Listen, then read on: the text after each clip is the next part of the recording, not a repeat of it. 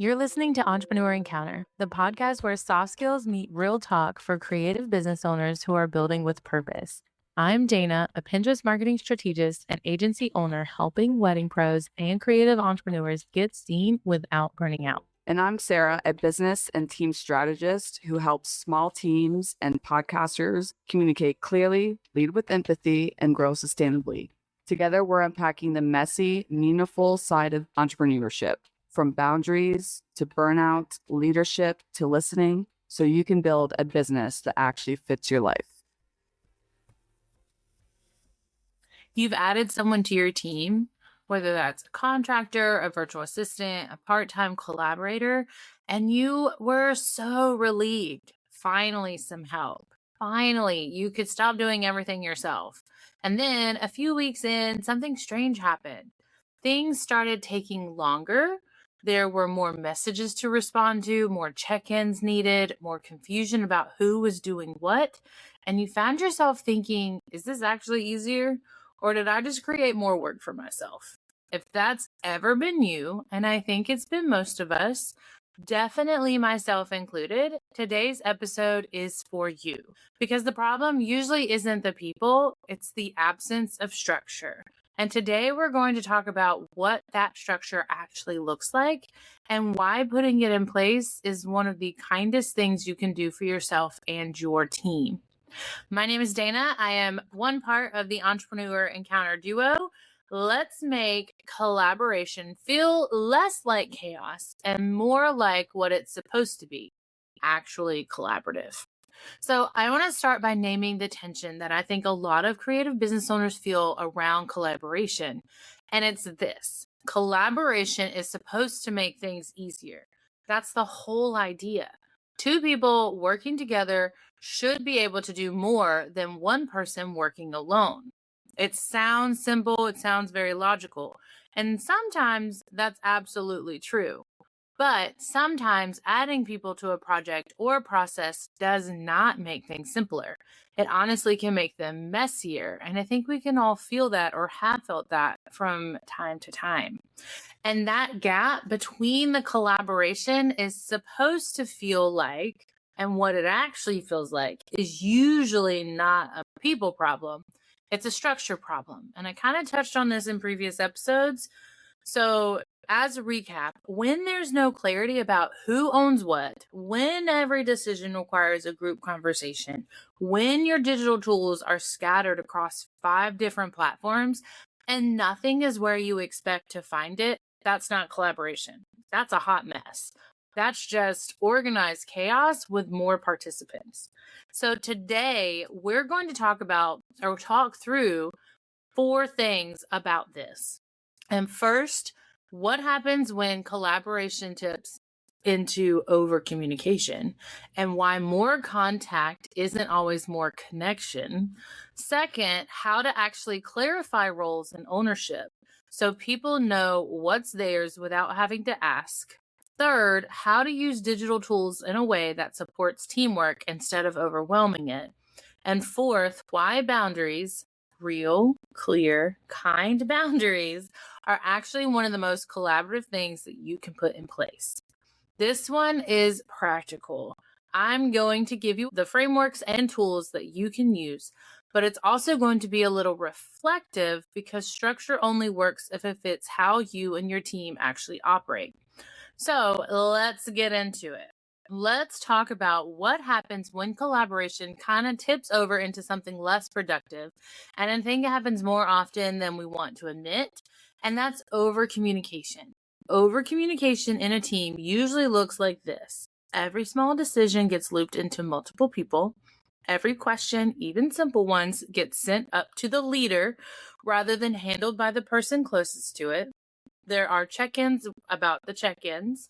Group chats are full of messages that say, sounds good, or just following up on this, and nothing actually moves forward. And I know we talk about communication a lot on this podcast, but I don't think we've ever actually talked about over communication and the problems that it can create.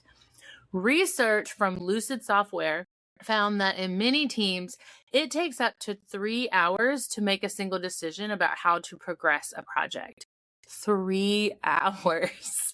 And in that same study, only 53% of entry-level employees reported having clear visibility into what the team was doing, even though 81% of department heads believed visibility was high. That's the gap that overcommunication is trying to fill and failing at. The real issue isn't that people are communicating too much in some abstract sense. It's that they're communicating in the wrong places about the wrong things at the wrong times because there's no shared understanding of who should be deciding what. Everyone defaults to asking everyone. And when everyone is asked, no one moves. I saw this play out in my own work when I first started collaborating with a Pinterest content creator on a client project. We were checking in constantly, messages back and forth all day. And at the end of the week, I realized we'd spent more time communicating about the content than actually creating it. The content did get done, but not because of all those messages. The messages were mostly us managing our own anxiety about whether we were aligned on anything. Over communication is often a symptom of unclear ownership. When people don't know what's theirs to decide, they ask. When they don't know what's expected, they'll check in. The solution isn't fewer conversations. It's just better clarity about who holds what so that conversations happen when they're actually needed. So here's a question I want you to sit with. In your current collaborations with contractors, team members, or even clients, are there recurring conversations you're having that are really just filling in for a missing agreement? Something that could be settled once clearly and then not revisited every single week. If overcommunication is the symptom, unclear roles are usually the cause. And this is where I think small business owners, especially the creative ones, often struggle the most. Because in the early stages of building something, everyone does a little bit of everything, especially the founder. You're the strategist and the scheduler and the client contact and the one who knows the Canva password, and roles stay blurred. And that's okay when it's just you. But the moment someone else joins the picture and you start expanding your team, that blur quickly becomes friction. There's a project management framework that I love for this, and it's called the RACI chart. Now, I know that sounds corporate and formal, but hear me out because it translates really well to small teams. And RACI stands for responsible, accountable, consulted, and informed. And it does one very simple thing. For every task or decision, it answers the question of who does what. Responsible is the person who actually does the work. Accountable is the person who owns the outcome, the one who makes the final call if something needs to be decided. There should only ever be one accountable person per task, which is important to remember. Consulted are people whose input you want before the decision is made. And informed are people who just need to know what happened. They don't need to weigh in. They just need the final update. You don't need to build a formal RACI matrix to use this thinking. The most useful version of a small team is just asking for every recurring task or decision, who is the one person accountable for this? Not who's involved, not who gets the weigh in, who is the single person who owns the outcome of the task. If you're still wondering or kind of confused on that, here's a real world example that I have worked through in my own ecosystem, my own brand. When I work with a client on their Pinterest strategy, there are several different pieces: keyword research, pin creation, scheduling, and performance reporting. Early on, I'd sometimes have this fuzzy situation where my client was making tweaks to pins I'd already scheduled with good intentions, but without telling me, and then wondering why the analytics looked inconsistent. Nobody was wrong, but we hadn't established who owned what. So once we had a direct conversation, you own the visual brand designs, I own the Pinterest SEO and scheduling strategy, things got smoother almost immediately. Not because the work changed, but because the ownership was clear and who owned what. And when something went sideways, we both know who to talk to about it. So a practical step for you this week is to take one ongoing collaboration in your business, a client relationship, a contractor agreement, a recurring project, and write down the 3 to 5 key tasks or decisions involved. For each one, ask who is accountable, and if you can't answer that clearly, that's your starting point. So let's talk tools, because I think there's a version of the collaboration conversation that goes straight into what software should I use? And I want to gently push back on that instinct, not because tools don't matter, because they do. I love a good tool and like something to streamline my process, but the tool is only as good as the clarity you bring to it. These tools don't work if you first don't know how to build it, and that starts by figuring out the collaboration, who's in charge of what, who gets assigned the tasks. That's how you build it. You have to have this information first. So the most common mistakes that I see small teams make with collaboration tools is using too many of them. There's a Slack channel, a group text, a shared Google Drive folder, a project management board, and somehow still a chain of emails that nobody is checking. And now, instead of doing work, you're maintaining 5 different communication channels, and nothing is actually the source of the truth. So, research from the Business Legacy found that many small businesses are dealing with what they call context switching fatigue, where fragmented systems across too many platforms actually begin to slow productivity down rather than helping it like they're designed to. So the antidote isn't a better tool, it's actually fewer tools used intentionally. So here is a simple framework for thinking about your digital tools. Ask yourself, what are the 3 things your team actually needs to do together? Usually it's communicate, track tasks, and share documents. That's it. 3 functions, nothing major. And ideally, you want the fewest number of platforms that cover those 3 things well. So for small teams, and I'm talking like 1 to 10 people, a few combinations work really well depending on your work style. If you're document and knowledge heavy, Notion is incredibly good.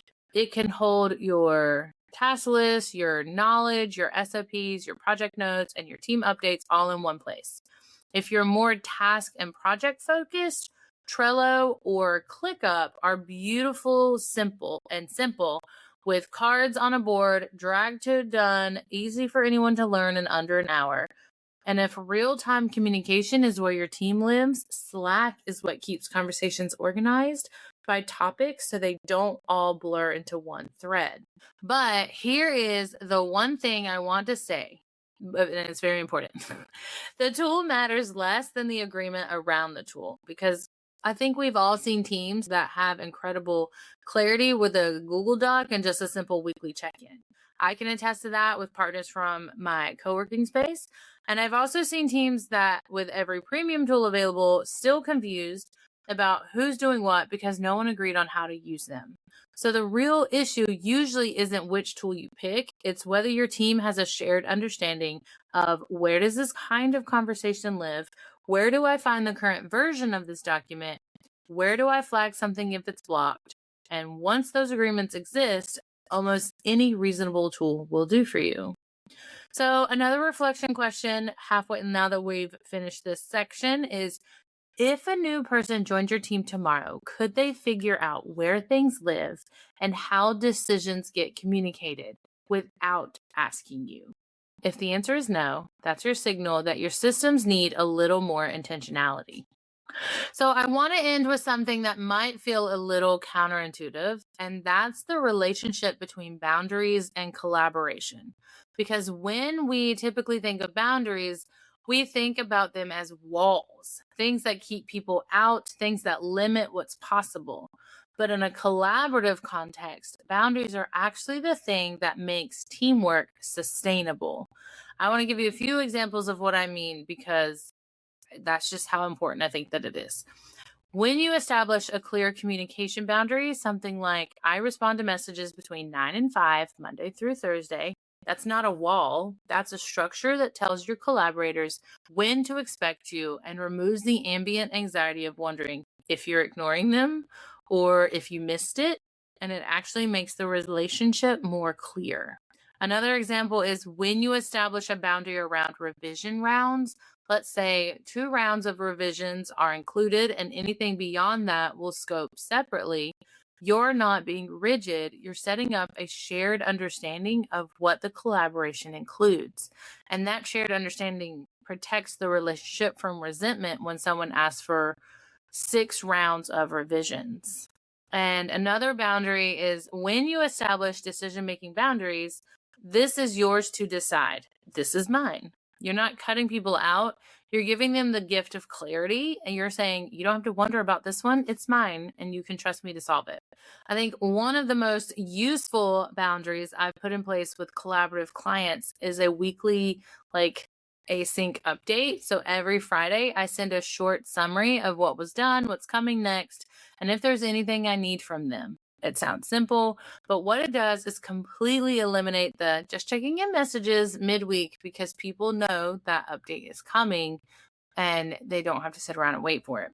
The boundary, here's when you'll hear from me, here's what you'll hear, creates the calm that makes the rest of the week feel lighter for both of us.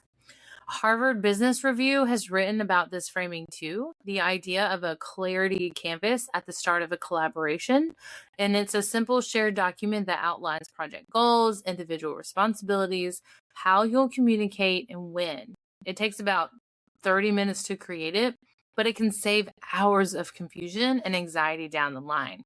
So here's the reframe that I want to offer you. Strong boundaries aren't the absence of collaboration. They're the infrastructure that makes collaboration possible. Structure is what allows things to flow, and flow is what everyone's actually looking for. Another reflection question for you. Is there a collaboration in your business right now that feels heavy or uncertain? And is there one clear agreement, one boundary, one defined expectation that can make it feel lighter? All right, so let's bring this whole thing home for you. The reason that collaboration sometimes slows everything down isn't because the collaboration itself is bad or because your team is difficult. It's because the structure is missing. And without structure, even the most well-intentioned people default to overcommunication, unclear ownership, tool chaos, and the quiet resentment that builds when expectations aren't said out loud. So the takeaway from today is simple, and I think it's genuinely good news. Structure is not the opposite of creativity or flexibility or warmth. Structure is, in fact, what makes those things sustainable. It's the container that lets collaboration breathe. So, last reflection question I have for you before turning off this episode is, if your collaborations feel heavier than they should, what's the one thing that's still unnamed? What agreement is everyone assuming, but nobody's actually made?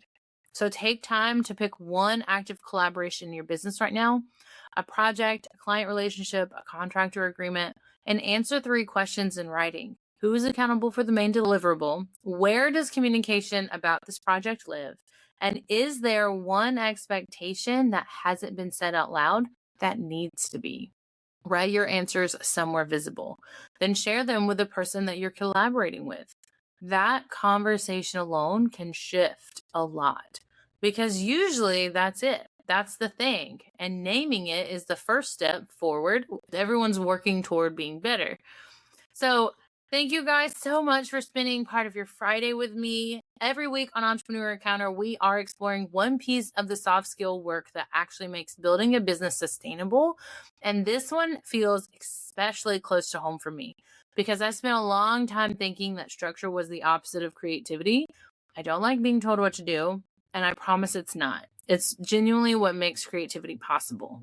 If this episode gave you something useful, I'd love it if you would share it with someone you're currently collaborating with, not as a hint, but as an opener. Sometimes the best collaboration conversations with, hey, I heard this and it made me think about us.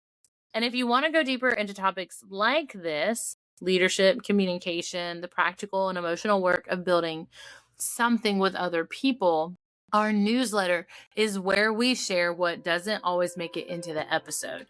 Links are in the show notes, and we will be back next Friday. Until then, build something with structure and let that structure genuinely set you free. See you next week. You can now follow us on LinkedIn at Entrepreneur Encounter. Thanks for spending time with us today. If something in this episode gave you a fresh perspective, share it with a friend or send us a DM. We love hearing how these conversations land with you. And if you're curious about how soft skills can support your next season of growth, we each have more resources to share. You can find Dana on Instagram at danas.desk.nc for Pinterest strategy and intentional marketing. And Sarah at UR Rembert for team development, business leadership, and podcast support. Until next time, keep leading with purpose and growing with intention.